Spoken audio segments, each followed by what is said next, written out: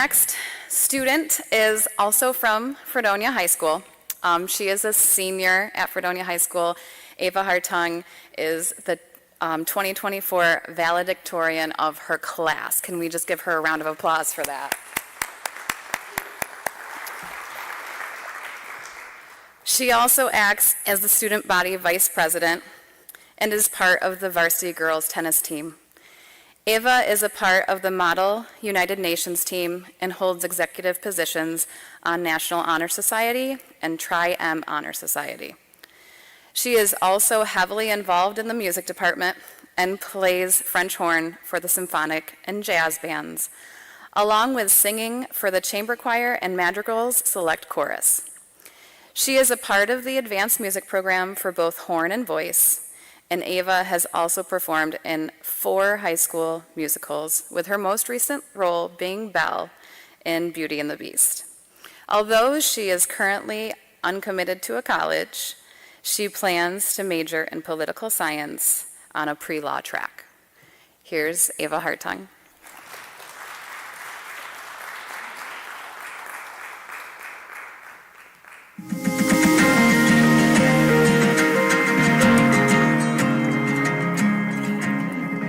Good morning, everybody.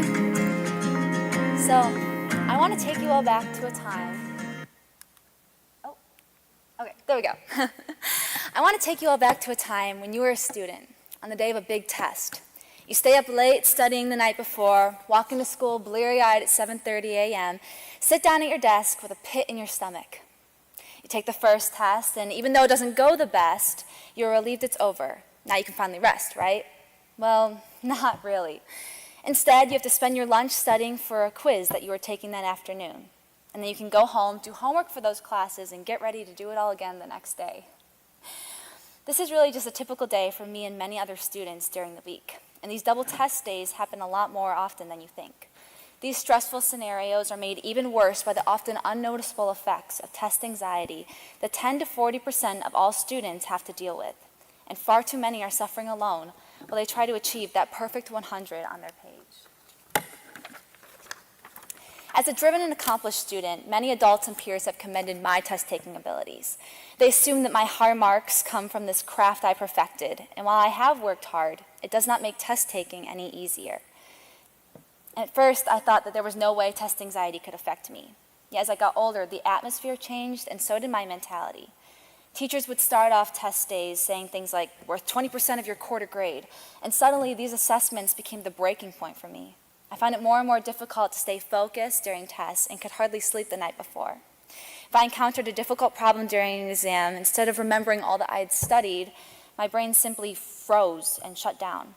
Sometimes the stress would be so bad that I would experience mini panic attacks where it felt like hundreds of voices were shouting at me, and I was moving in slow motion, unable to feel or be in control.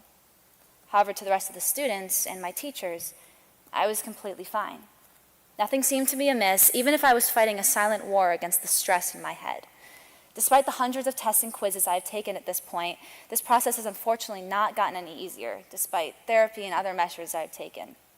Although I recognize that these conditions are in part brought upon by my own perfectionist tendencies, I also have come to recognize that American education is a flawed system that has failed to adapt to the acute struggles my generation is dealing with in our adolescence. And the number being afflicted by test anxiety only continues to grow. 10 million is the current number of students in North America alone who suffer from test anxiety. Some students may have noticeable symptoms, such as sweating, nausea, and shortness of breath, but many struggle alone and simply try to absorb the pressure of testing environments. These unseen conditions are only worsened when the student experiences outside stressors such as poverty and family instability. Surprisingly, studies have also found that in top-scoring schools within the standardized testing areas, they have the students suffering the most. In fact, students at these schools often reported a lower sense of well-being and satisfaction in life and in school. As I researched and absorbed this information, I could not help but wonder the why behind it all. All the nights I was staying up late to study, or when I would cry in the bathroom over one math grade, was it all worth it? Of course, I've been able to work and achieve a lot, but was it truly worth my sanity, mental, even physical health sometimes, and my happiness? For a number on a page. And I know I am not alone. I know that there are students just like me struggling to reach for that high test grade at the cost of so many other things. I also know that there are students not like me at all, who feel so lost in our test grade system and don't even bring themselves to care about what grades they receive.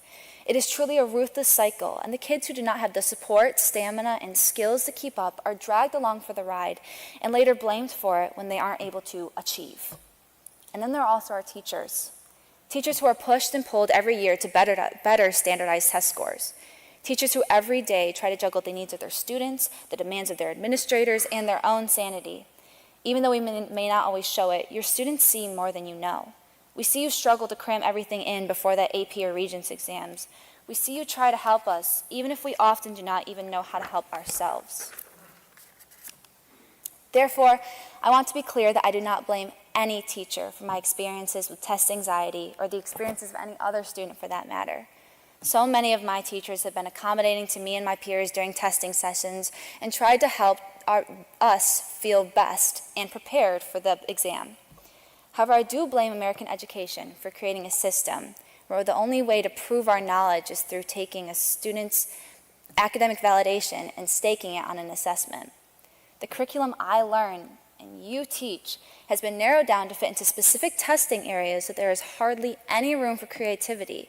And if there is any room, the amount of required test material limits your ability to take those freedoms. For too long, we have been forced to learn and teach the test, which has caused many schools to put essential skills such as public speaking and project management on the back burner. Imagine a class where instead of a final exam in a gym with 100 stressed out kids, they instead produce a final project featuring research on that subject matter, or a portfolio-based assessment comprising of their work throughout the year and showing their growth as they learned and matured. I could go on and on about all the alternatives, but the key point is that they stem from a place of creativity, collaboration, and most importantly, growth. All this being said, I am under no illusions that New York State and the College Board are going to hear my cries and overhaul the system of standardized testing. But I do believe that any small change is a change nonetheless, and that can start with you. I can attest to the fact that with so many tests and quizzes happening at different times on any given day, most students don't even bother to study, or they prepare very little. However, the majority of them also say in the next breath that they simply don't know where to start. You remember that feeling, right? The feeling of having to know 10 different concepts to mastery, applying several different equations at a time, and memorizing countless terms. Every person in this room knows that feeling, and you have all learned unique ways to cope and study with it. So teach that. Teach students how to study for the test they are required to take. A study guide is very helpful, but knowing how much time should be taken to complete it and how to apply different concepts beyond the ones written down is what truly will make the difference. Also encourage other students to share as well. This year I took AP Bio, which is filled to the brim with hundreds of vocabulary terms and concepts. After one rough test, I remember my teacher asking us to share how we studied and what techniques we could use to better our routines. Having this open conversation with my peers helped me learn new methods I had not even thought of, and also see that I am not alone in my stress. This leads me to my next point of keeping things in perspective. Tests are scary enough as it is, but it becomes twice as scary when your teacher is reminding you that a bad score can wreck your average, or that your quarter semester grade depends on this one assessment. I'm not saying that tests shouldn't be looked at as unimportant, but they also should not be advertised as the end-all be-all. Instead, if tests are going to keep being a factor in our education, they need to be reframed to fit the growth mindset. Far too often, I have felt the only things I could take away from a test were the subjects I've missed or even failed at, instead of the rest of the things I did do well on. I know that grading tests is a time-consuming process, but even little comments or a smiley face on a correct problem can make a difference on how that student views their performance. Furthermore, prioritize celebrating that growth. Some students will grow by leaps and bounds, and some may take little steps, but no matter what, they are still just trying to learn. Lastly, I implore you to teach beyond the test. I know there are constraints and standards that need to be met, but you also must remember who you are to your students, for you are far more than just a teacher. You may be a trusted adult to some, a role model. You might be the only adult they talk to that day, or the only adult they actually put down their phone to listen to, even if it's not by choice. You do not just teach math, English, science, or social studies, or music. You also teach communication, organization, and leadership just by doing your job each day. Because I can promise you that students are always watching, and they see the way you interact with others and learn from how you help them learn. So I encourage you to take that platform and run with it. Force kids to socialize and collaborate on a math assignment. Teach them to have the confidence to co-teach a lesson with you on subjects they are passionate about. Encourage them to work together, learn together, and most importantly, encourage them to fail together. Make a Regents class more than just that test in June. Give your AP students the collegiate responsibilities the course is supposed to represent. And most importantly, leave them with something more than what is covered on that test. Now, I certainly don't have all the answers to how we can fix our system, but I do have hope that we can try. I also know that teachers truly want to learn, and you all are just as curious as your students. I hope that you can find that and use that creativity to incorporate it into your classrooms and give all students a shot at feeling like they are more than just a grade on a test. Thank you for your time.